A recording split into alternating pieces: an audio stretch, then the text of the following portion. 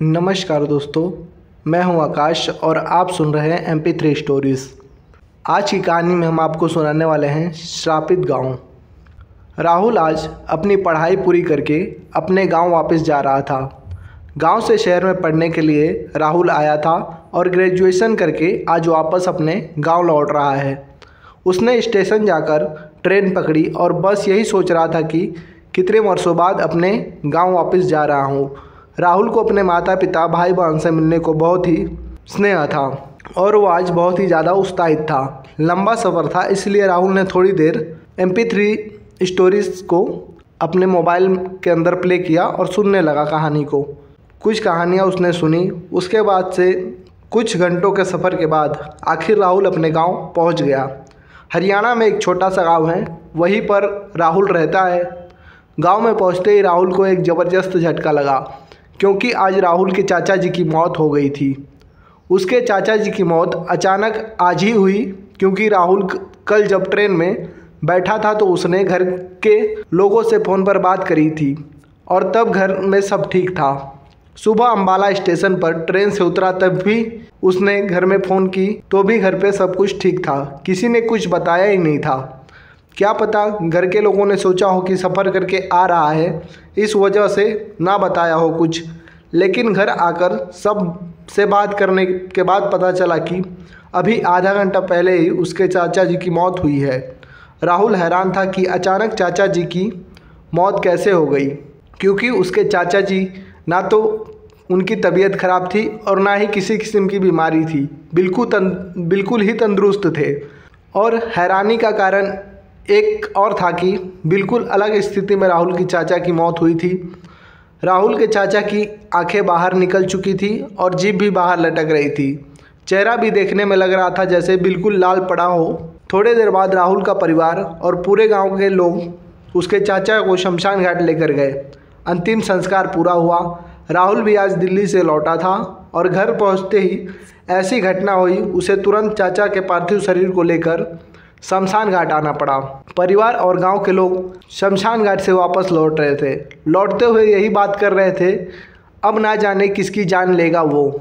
2 साल में अब तक 300 लोगों की मौत हो चुकी है इस गांव में। राहुल बस की सीट पर बैठे हुए सब लोगों की बात ध्यान से सुन रहा था। सब की बात सुनकर राहुल तुरंत बोला, कौन और किसकी जान लेगा? पीछे बैठे एक बुजुर्ग आदमी ने राहुल को बताना चाहा, लेकिन तभी राहुल के पिताजी ने तुरंत उस बुजुर्ग आदमी को मना कर दिया और कहा कि कुछ नहीं राहुल, कुछ नहीं, तुम बस बैठे रहो। और सभी को राहुल को कुछ न बताने से मना कर दिया उसके पिताजी ने। राहुल बैठे बैठे बस यही सोच रहा था, ऐसा क्या है वहाँ और यह सब किसकी बात कर रहे हैं और किसने 2 साल के अंदर इस गांव के 300 लोगों की जान ले ली। राहुल इस उधड़े बुन में था, तभी बस सभी को लेकर गांव पहुंच गई। राहुल घर में आकर भी इस बात को अपने दिमाग से निकाल नहीं पा रहा था, आखिर क्या है ऐसा जो इतने लोगों की जान ले चुका है। राहुल ने अपने घर में सबसे पूछने की कोशिश करी, लेकिन किसी ने भी राहुल को कुछ नहीं बताया। लेकिन राहुल ने भी सोच लिया था कि इसका पता तो मैं लगा कर ही रहूँगा, आखिर क्या है यह। अगले दिन राहुल ने गांव के कई लोगों से इसके बारे में पूछने की कोशिश करी, पर गांव का कोई भी व्यक्ति राहुल को इस पर बात करने की हिम्मत ही नहीं कर रहा था और राहुल को कुछ बताना भी नहीं चाह रहा था, क्योंकि राहुल के पिताजी ने सबको मना कर दिया था। इसीलिए किसी ने भी राहुल को कुछ नहीं बताया। आखिरकार गांव के आखिरी में एक चाचा जी रहते थे। राहुल ने उनसे पूछा तो उन्होंने आखिर राहुल को बता ही दिया।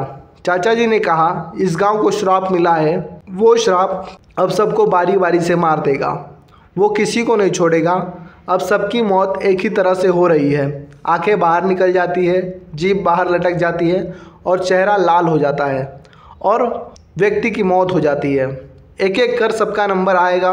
इन लोगों ने ही पाप ऐसा किया है, उसकी सज़ा सब भुगत रहे हैं। उस चाचा ने बिना रुके यह सब बातें लगातार कह दी। उस चाचा की बात खत्म होते ही राहुल ने पूछा, कैसा श्राप और क्यों मरेंगे सब? कौन है जो सबको मार रहा है, बताओ मुझे। राहुल के बार बार पूछने पर फिर उस चाचा ने बताना शुरू करा। लगभग 2 साल पहले गांव में राज और साजिदा की मौत हुई थी, उसी का खामियाजा भुगत रहा है आज हमारा यह गांव। चाचा ने अपनी बात जारी रखते हुए कहा, आज से लगभग 2 साल पहले इसी गांव में रहने वाले राज को साजिदा से प्यार हो गया था। दोनों अलग अलग धर्म के थे, इसलिए गांव के लोगों ने दोनों को समझाने की बहुत कोशिश करी। गांव में माहौल भी बहुत तनावपूर्ण हो रहा था।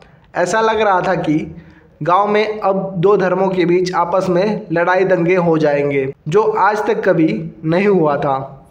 इस गांव में दोनों धर्मों के लोग बहुत शांति और प्यार से रहते थे, लेकिन इन दोनों की वजह से गांव में बहुत अशांति फैली हुई थी। लेकिन राज और साजिदा को इन बातों से कोई मतलब नहीं था। वह अपने प्यार के माहौल में खोए हुए थे, उन्हें किसी से कोई मतलब नहीं था। वह कहते थे चाहे कुछ भी हो जाए हम दोनों साथ ही रहेंगे, चाहे आप लोग हमको गांव से ही क्यों ना निकाल दो, लेकिन हम एक दूसरे के साथ कभी नहीं छोड़ेंगे। ऐसा लग रहा था कि बहुत गहरा प्यार था दोनों में। लेकिन गांव वालों ने राज के घर वालों को भड़काकर राज को घर से निकलवा दिया। उसके बाद राज और साजिदा गांव से दूर बाहर रहने लग गए। लेकिन गांव वाले तो मानो इन दोनों की जान के पीछे ही पड़ गए हो। वो कह रहे थे यह जहां भी मिल जाएंगे उन्हें वही काट देंगे। तभी एक दिन गांव के बाजार में साजिदा और राज दोनों एक साथ ढाबे में बैठे समोसा खा रहे थे।